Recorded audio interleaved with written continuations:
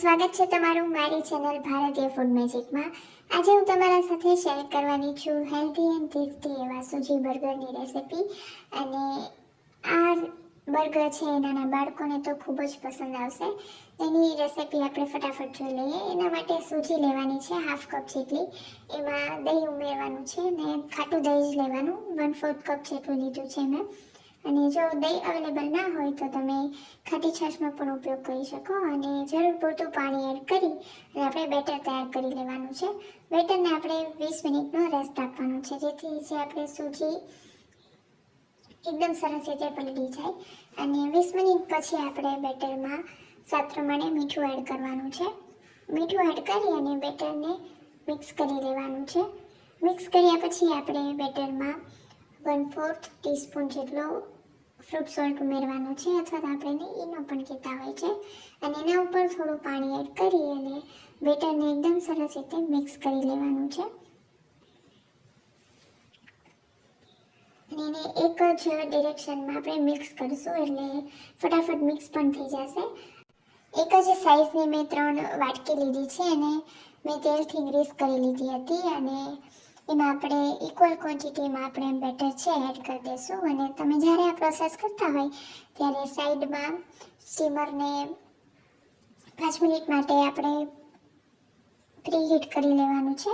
એટલે એમાં પાણી એડ કરી અને એની વરાળ નીકળે પછી જ આપણે એમાં સ્ટીમ કરવા મૂકીશું। હવે તમે જોઈ શકો છો કે આપણું સ્ટીમર છે તૈયાર છે ને એમાં આપણે આ વાટકી છે મૂકી દઈશું અને એને સ્ટીમ કરી લઈશું આપણે 10 મિનિટ માટે હાઈ ફ્લેમ ઉપર આપણે સ્ટીમ કરી લેવાનું છે। તમે જોઈ શકો છો કે આ સરસ સ્ટીમ થઈ ગયા છે અને એને આપણે રૂમ ટેમ્પરેચરે ઠંડુ કરી લેવાનું છે। રૂમ ટેમ્પરેચરે ઠંડુ થાય પછી જે એકદમ સરસ રીતે અનમોલ્ડ થઈ જશે અને પછી આપણે એને કટ કરીશું। હવે એના માટે આપણે એક મસાલો તૈયાર કરવાનો છે। એના માટે મેં કઢાઈમાં હાફ ટેબલ સ્પૂન જેટલું તેલ લીધું છે। રાઈ એડ કરશું હાફ ટીસ્પૂન જેટલી, અને રાઈ છટકવા આવે પછી આપણે એમાં અડદની દાળ ઉમેરવાની છે 1/4 ટીસ્પૂન જેટલી। અડદની દાળનો ટેસ્ટ આ મસાલામાં ખૂબ જ સરસ લાગે છે, તો તમે જરૂરથી એડ કરજો। અને દાળ થોડી લાલ થવા આવે પછી આપણે એમાં મીઠા લીમડાના પાન એડ કરશું 5 થી 6 જેટલા। સમારેલી ડુંગળી એડ કરવાની છે, મેં 1 નંગ લીધી હતી।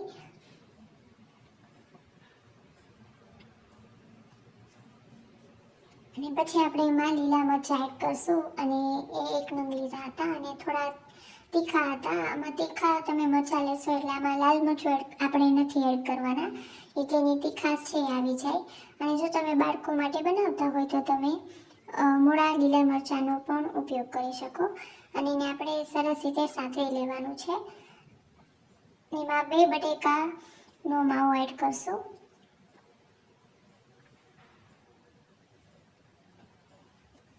અને પછી આપણે એમાં સ્વાદ પ્રમાણે મીઠું એડ કરવાનું છે, અને ચપટી જેટલી હળદર એડ કરશું, અને 1/4 ટીસ્પૂન જેટલો ગરમ મસાલો એડ કરવાનો છે।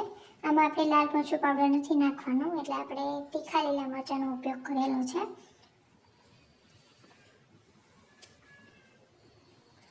અને ગરમ મસાલો એડ કરી અને આપણે આ બધી જ વસ્તુ છે ને એકદમ સરસ રીતે મિક્સ કરી લેશું। તમે જોઈ શકો છો કે આપણો મસાલો છે એકદમ સરસ તૈયાર થઈ ગયો છે। અને લાસ્ટમાં આપણે સમારેલી કોથમરી એડ કરશું। કોથમરી વગર તો મસાલો આપણો અધૂરો જ લાગે, એટલે કોથમરી એડ કરી દેવાની અને એને એકદમ સરસ રીતે મિક્સ કરી લેશું। હવે આપણે આપણા જે બર્ગર બનાવવા માટે આપણે જે બેઝ સ્ટીમ કરવા મૂક્યા હતા એને આપણે અનમોલ્ડ કરી લેશું। અને તમે એને રૂમ ટેમ્પરેચરે ઠંડુ કરશો એટલે એકદમ સરસ અનમોલ્ડ પણ થઈ જશે। તમે જોઈ શકો છો કે એકદમ સરસ રીતે અનમોલ્ડ થઈ ગયા છે। અને એને આપણે ચપ્પાની મદદથી વચ્ચેથી આપણે એને કટ કરી લેશું, એટલે આપણને 2 સ્લાઇસ મળી જશે। તમે જોઈ શકો છો કે એકદમ સરસ કટ થઈ જાય છે અને સરસ એવી જાળી પણ પડી છે। હવે આપણે જે મસાલો બનાવ્યો હતો એની મેં ટિક્કી બનાવી લીધી હતી, અને એને આવી રીતે આપણે સેન્ડવિચની રીતના આપણે એને અરેન્જ કરી લઈશું। અને એવું હોય તો આપણે એને સરસ લેવલ કરવા માટે આવી રીતે એને સરખું કરી લેવાનું। અને તમે જોઈ શકો છો કે આ એકદમ સરસ બર્ગર તૈયાર થઈ ગયું છે. હવે તેલ લેવાનું છે 2 ટીસ્પૂન જેટલું અને એમાં રાઈ એડ કરશું 1/4 ટીસ્પૂન જેટલી. અને ચટકવા આવે પછી આપણે એમાં આપણા જે બર્ગર છે એ મૂકીશું અને એને આપણે બંને સાઈડ એકદમ સાવ ધીમા ગેસે આપણે એને શેલો ફ્રાય કરી લેવાના છે.